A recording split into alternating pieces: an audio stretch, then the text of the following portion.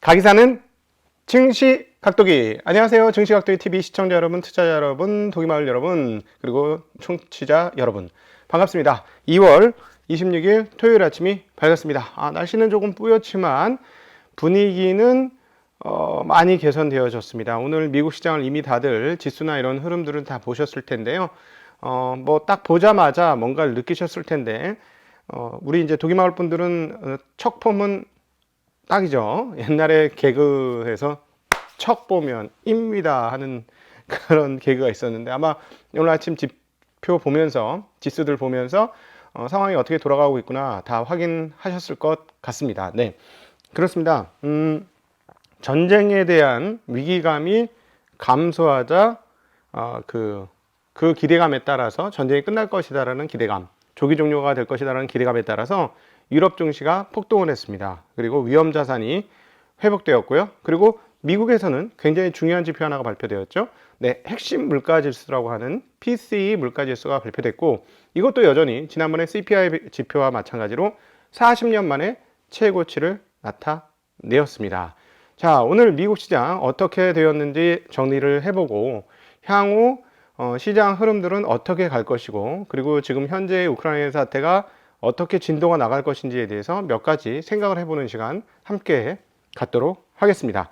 네, 일단 먼저 몇 가지 소식들이 시장을 안심시켰는데요. 러시아가 우크라이나와 대화의 용의가 있다라고 밝히면서 분위기가 바뀌었고, 그 다음에 또 하나는 이미 뭐 뉴스 저보다 더 많이 아시겠습니다만 수도 키예프가 거의 다 장악됐다. 이렇게 거의 뭐 다 그 러시아 군 손에 들어갔다, 이런 뉴스들이 타전이 되면서 전쟁 조기 종료에 대한 기대감이 굉장히 크게 상승했습니다. 그러면서 위험 자산이 회복되었는데요. 몇 가지 그 발언들도 있었습니다. 드미트리 페스코프 크렘린궁 대변인은 오늘 블라디미르 젤렌스키 우크라이나 대통령이 우크라이나의 중립국 지위를 논의할 준비가 돼 있다라고 자기네들한테 밝혔다라는 얘기겠죠. 그리고 그렇기 때문에 우리 러시아는 벨라루스의 민스크로 협상을 위한 대표단을 보낼 준비가 돼 있다라고 얘기했습니다. 자, 그러니까 협상 가능성이 불거지면서 네, 전쟁에 대한 그런 공포감들이 확 줄어들었고요. 그리고 세르게이 라브로프 외무부 장관은 우크라이나군이 블라디미르 푸틴 러시아 대통령의 요구에 응해 저항을 끝내고 무기를 내려놓으면 언제든 회담할 준비가 돼 있다고 그 전에 먼저 얘기했고요. 그리고 아무도 그들을 공격하거나 탄압할 계획을 가지고 있지 않다라고, 그리고 푸틴은 우크라이나 고위급과 협상을 원한다라는 이야기를 그 전에 외무부 장관이 밝혔습니다. 그리고 무엇보다 심리를 안정시킨 핵심, 그리고 오늘 새벽에 끝난 장 말고 어제 새벽에 끝난 미국 시장이 그렇게 큰 폭으로 올랐던 핵심적인 요소는 뭐냐면, 저는 이렇게 생각합니다. 미국이 참전을 하지 않겠다, 참전하면 3차 대전이다 라고 이야기했던 것, 이 부분이 가장 시장에 크게 영향을 미쳤을 것이다 라고 판단을 하고 있고요. 그 다음 나토도 아직까지는 참여할 것 같지 않은 분위기죠. 아직까지는. 사실 물론 뭐 나토가 참여하게 되면 문제는 좀 심각해지지만 참여하지 않을 것 같습니다. 왜냐하면 금융시장을 통해서 엿보면, 뭐 틀릴 수도 있습니다만, 금융시장을 통해서 엿보면 유럽 시장, 주식시장이 폭락을 하긴 했습니다만, 하나 같이 폭락해야 될 것이 하나 같이 폭락하지 않은 것이 하나 있습니다. 무엇일까요? 유럽에서 발생했으니까 유럽 증시가 떨어졌으면 또 다른 것도 뭐 하나 떨어져야 되는 거 아닙니까? 그 떨어져야 될 것은 뭐죠? 네, 맞습니다. 유로화가 떨어졌어야 되고 폭락했어야 되는데 떨어지긴 했지만 폭락한 것은 아니었죠. 그렇기 때문에 이 점을 감안해 보면 만약에 그 나토가 참여할 가능성이 높다면 그것만 예의주시하고 있는 유로존의 그 투자자들, 금융 투자자들과 그다음 환 투자자들이 유로화를 가만히 놔뒀을까 하는 생각을 해보게 되거든요. 뭐 충분히 뭐 타당한 생각이죠. 그래서 그런 측면에서 보면 그런 것 같지 않아 보인다라고 생각해 볼 수 있죠. 그래서 뭐 이런 것들이 이제 결합되면서 시장이 긍정적으로 마무리됐습니다. 무엇보다도 그 유럽 증시가 폭등을 하면서 마감을 했는데요. 유럽 증시는 3%대 폭등을 했습니다만 실제상으로는 거의 4% 수준의 폭등을 했습니다. 왜냐하면 뭐 3.9%, 3.6% 이렇게 올랐기 때문에 닥스 3.6, 영국 3.91, 그다음에 프랑스 3.5, 이탈리아 3.6, 그다음에 유로스탁스 3.69 뭐 이렇게 올랐으니까요. 그다음에 그 변동성 지수는 9%나 큰 폭으로 떨어졌습니다. 뭐 당연히 위험도가 떨어지니까요. 그리고 뭐 천연가스, 유가 뭐 이런 것들은 어떻게 됐을까요? 뭐 떨어졌겠죠. 예상대로 다 크게 떨어졌습니다. 유가는 91불대까지 밀리는 흐름 보여줬고 금값은요. 네, 금값도 전일 장중에 거의 2,000달러 보는 거냐 이랬는데 지금 1,890불까지 쫙 밀리는 그런 흐름들을 보여줬고요. 무엇보다 누가 제일 많이 올랐을까요? 누가 제일 많이? 어제 잠깐 옵션 투자하는 개념 갖고 계신 분들은 한번 해보셔도 되겠네요 했던 거. 러시아 증시 26% 폭등을 했습니다. 뭐 폭등을 한다고 해봐야 너무 크게 폭락을 해서 쉽지는 아직까지 뭐 올라가야 될 게 많죠. 지수가 바로 반토막 났잖아요. 지수가 반토막 이상 났기 때문에. 네, 그러나 어쨌든 폭등을 했습니다. 그리고 그 미국 시장에서도 S&P가 2.24% 올랐고 다우는 2.51%, 나스닥은 1.64% 급등세로 마감하는 흐름들을 보여줬고요. 달러 가격은 어떻게 됐겠습니까? 네, 달러 가격은 떨어졌겠죠. 그럼 유로 가격은 어떻게 됐겠습니까? 네, 올랐습니다. 유로는 급등하고 달러는 급락하는 흐름 보여줬는데 0.6%씩 움직였으니까 급등 급락이 맞죠. 네. 그리고 이렇게 전쟁 발발로 인해서 통화가 떨어지면 정말 폭락을 해야 돼요. 그래서 그 부분은 아니었다는 거. 유로가 떨어진 거는 맞지만 그 정도까지의 폭락은 아니었다라는 점. 그런데 뭐 지금 상황이라도 다시 나토가 개입하겠다 뭐 이런 이야기가 돈다면 다시 폭락할 수는 있겠죠. 그걸 통해서 우리는 유럽 사태를 엿볼 수 있다. 금융을 통해서. 그렇게 생각하시면 도움이 되실 것 같습니다. 달러 지수는 96.54가 되었고요. 유로 달러는 0.69% 올라가면서 1.126이 다시 1.12로 올라오는 그런 모습 보여주었습니다. 달러에는 소폭 약세 115.54, 그 다음에 원이 1197원대까지 내려왔고요. 위안화가 강합니다. 위안화가 6.314까지 이렇게 강세로 환율이 내려오는 양상. 그 다음에 계속 말씀드린 브라질 헤아라는 오히려 이번 사건으로 인해서 큰 폭의 약세로 전환되었다는 점. 어제도 약세, 오늘도 0.7%대 약세를 보여주었습니다. 자, 그러면 이제 요 다음 확인해 봐야 될 건 채권이죠. 채권 금리는 지금은 10년물 하락한 것으로 나오는데 장중에는 엄청나게 10년물이 올랐어요. 그래서 2%까지 갔다가 금리가 1.97%로 소폭 떨어지는 양상 보여주고 있고요. 그 다음에 2년물은 많이 올랐습니다. 1.569%, 그러니까 1.57% 정도로 2년물 계속 올라가고 있고요. 30년물은 요것도 조금 올랐다가 좀 밀렸고요. 3개월물은 여전히 계속 고공행진하면서 1.34% 정도 수준까지 금리 올라가는 흐름들을 보여주었습니다. 자, 단기물은 금리가 계속 고공행진 쭉쭉쭉쭉 올라가고 있고 장기물은 올랐다 떨어졌다 하지만 전반적으로는 좀 오른 상태다. 그렇죠? 2% 근처니까 10년물이. 이렇게 보시면 어떻게 보시면 되느냐면 금리는 곧 인상할 것이다라는 생각. 반면에 경기에 대해서는 조금 애매한 생각이 같이 교차하지만 어쨌든 연준의 금리 인상 과정들은 일어날 거기 때문에 과거처럼 올랐다 훅 떨어지진 않고 올랐다 살짝 밀렸다 다시 올랐다 뭐 이런 흐름들을 장기물 쪽에서 진행을 하고 있다. 그래서 전반적으로 금리 인상을 이제는 다 시장이 받아들였고 채권 시장도 상당히 그거 부분을 녹이고 있고 자, 몇 번까지 금리를 인상할 것이냐에 따라서 그 폭은 조금 달라질 것이다. 이렇게 정리해 볼 수 있을 것 같습니다. 자, 오늘 핵심적인 뉴스는 유럽 시장을 폭발하게 한 것은 지정학적 이슈였습니다만 시장을 면면이 흔들고 있고 끌어갈 이슈는 뭐다? 네, 금리권일 것이다. 그리고 금리를 결정하는 것은 무엇일 것이다? 네, 인플레이션일 것이다. 자, 그런데 기다렸던 인플레이션 지표가 나왔죠. PCE 핵심 가격 지표가 나왔습니다. 1월 근원 PCE 가격 지수가 전년 대비 5.2% 상승을 했고 전문가 예상치 5.1%였고요. 이것은 역시나 40년 만에 1983년 4월 이후 가장 높은 수치를 기록을 하고 있습니다. 그러니까 1940년대 이후에 미국의 인플레이션 평균 인플레이션 율이라는 게 한 3% 수준 되나요? 그러니까 그 장구간의 기간, 한 80년의 기간 동안에 그런 정도가 되고 그 다음에 중간중간에 굉장히 폭등했던 때를 제외하면 실제적으로 훨씬 더 낮죠. 일반적으로 우리가 느꼈을 때 그 인플레이션율이라는 게, 그러니까 지금 인플레이션율은 정말 오랜만에 보는 인플레이션율이다, 이렇게 말씀드릴 수 있을 것 같고요. 그 다음에 그 음식과 에너지를 포함한 1월 PCE 가격 지수, 그러니까 핵심 말고 그냥 그 다른 그 변동성이 큰 것까지 끌고 왔을 때는 전년도기 대비 6.1%, 이것도 1982년 2월 이후니까 41년 만에 최고치를 기록했습니다. 그리고 전월 대비로는 0.6% 상승하는 흐름 나타내었습니다. 2월 미시간대 소비자 태도지수 확정치가 62.8이 나왔고요. 전에는 67.2였습니다. 그러니까 그 67.2 전보다는 상당히 크게 소비자 태도지수가 뚝 떨어졌고요. 이것도 굉장히 낮은 정도 수준입니다. 이것은 2011년 11월 이후 최저 수준이라고 지금 밝히고 있습니다. 12개월 기대 인플레이션, 그러니까 1년 후에 인플레이션이 어떻게 될 것이라는 12개월 기대 인플레이션은 꽤 높아요. 4.9%. 그 다음에 5년 기대 인플레이션, 이것이 상당히 중요한데, 이것도 많이 옛날에 2%대 중반 뭐 이랬는데 많이 올랐네요. 3%. 네, 전월치는 3.1%였습니다. 자, 다른 지표들도 한번 보도록 하겠습니다.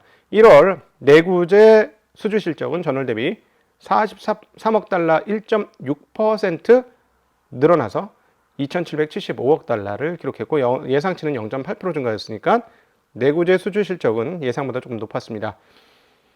그리고 전미부동산중개인협회 NAR에 발표한 1월 펜딩 주택 판매 지수는 전월보다 5.7% 감소한 109.5를 기록을 했고요. 전월에는 3.8% 감소했는데 전월보다 이번에는 5.7% 감소해서 펜딩 주택 가격 지수가 꽤 많이 떨어졌다. 예상치는 플러스 1.0였으니까 그것보다도 꽤 많이 떨어졌고 3개월 연속 하락하면서 21년 4월 이후로는 가장 낮은 수준을 기록했다라고 지표가 발표되었습니다. 자, 연준 인사 발언들을 다시 한번 살펴보죠. 이번에 우크라이나 사태가 나타나면서 거기에 대한 발언들이 몇 개 있었습니다. 이번에 메파인 제임스 블러드 세인트루이스 연은 총재인데요. 우크라이나 사태와 미국 경제 간의 직접적인 연관성은 적기 때문에 미국 경제에 미치는 영향이 거의 없을 거라고 예상한다. 물론 매우 주의 깊게 관찰하고 있으며 앞으로 어떤 일이 일어날지 봐야 한다라고 얘기했는데요. 저희가 3월 1일 날 여러분들에게 방송을 하게 될 재미난 분을 한번 모셨습니다. 경제평론가 윤석천님 모셔놓고 조금 그분이 이제 약간 와이드하신 분이라 이거저것 많이 물어봤습니다. 그래서 우크라이나 관련해서도 얘기를 많이 나눴는데 저도 동감이 되었던 내용 하나가 있었어요. 뭐냐면 유가는 오히려 걱정이 안 된다. 이번 건으로 유가는 걱정이 안 되는데, 왜냐하면 제재를 그렇게 세게 칠 수도 없고, 지금 뭐 논의가 나오는 것도 이래요. 지금 연합인포맥스에서 나오는 지금 미국과 유럽 쪽 이렇게 시황 정리한 내용들 중에 나온 내용이, 만약에 그 러시아에 석유 수출 제한을 가한다면 아마도 러시아는 규모를 절반으로 줄이되 가격을 2배로 올리는 그런 시도를 할 것이다 라는 얘기를 합니다. 충분히 신빙성이 있죠. 그러니까 만약에 이제 그 얘기도 더군다나 나오는, 계속 모두의 제가 시나리오 하나로 짜서 얘기 드렸던 전쟁이 날 거라고 저는 전혀 예상을 못했습니다만, 그 이란이 이제 돌아온다 라는 얘기를 드렸었는데, 이란 복귀 가능성은 굉장히 이제 높아지는 거죠. 이렇게 되면 걔네가 하루에 150에서 200만 배럴 정도 넣는데, 그렇다고 해도 러시아를 제재하면 석유 세계 수출 2위 국가의 물량이 빠지면 유럽은 아주 쇼크를 먹을 겁니다. 그래서 유럽이 쇼크를 먹을 거기 때문에 그렇게 행동하기가 어려울 거예요. 자기 발등을 찍을 수는 없는 거니까. 그러니까 그 패배를 다 읽고 러시아가 저렇게 행동한 거 아니냐 한 생각하는 것도 뭐 크게 비합리적이진 않죠. 그러니까 지금 푸틴한테는 되게 불리하지 않은 패가 지금 놓여져 있는 상황이었던 것입니다. 그런데 그런 측면에서 보면 유가가 갑자기 그 급등을 해서 인플레이션을 건드릴 확률은 오히려 그것은 그렇지 않아 보인다라고 얘기하는데, 반면에 밀값이라든가 그 우크라이나에서 곡창지대에서 나오는 농산물은 어떻게 될 것이냐, 농산물발 그 인플레이션은 좀 문제가 되지 않겠느냐, 그거는 진짜 잘 모르겠다 이렇게 이야기를 했는데, 곡물 가격 같은 것들이요. 상당히 그거는 그 설득력이 있다라고 생각을 합니다.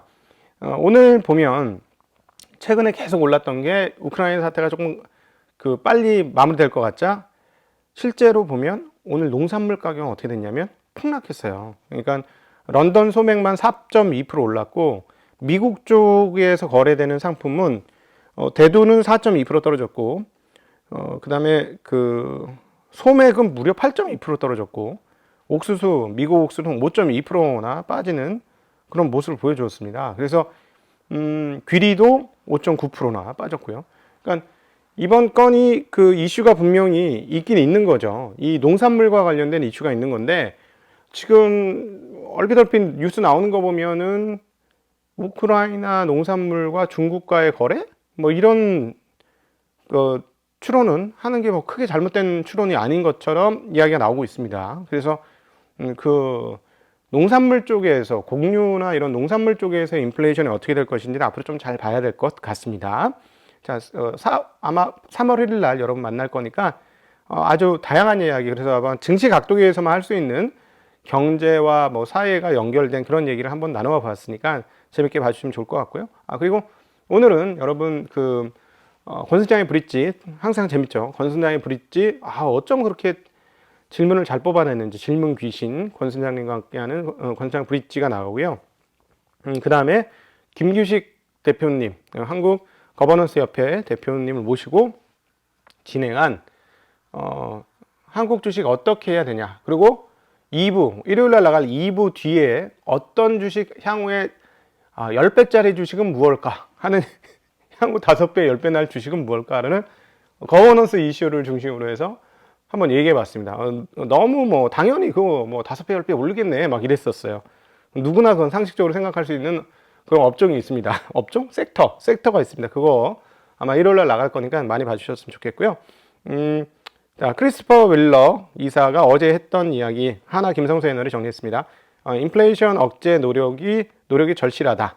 향후 몇 주간 경제 데이터가 매우 견조할 경우 3월 기준금리를 50bp 인상할 필요가 있다. 이분 매파네요.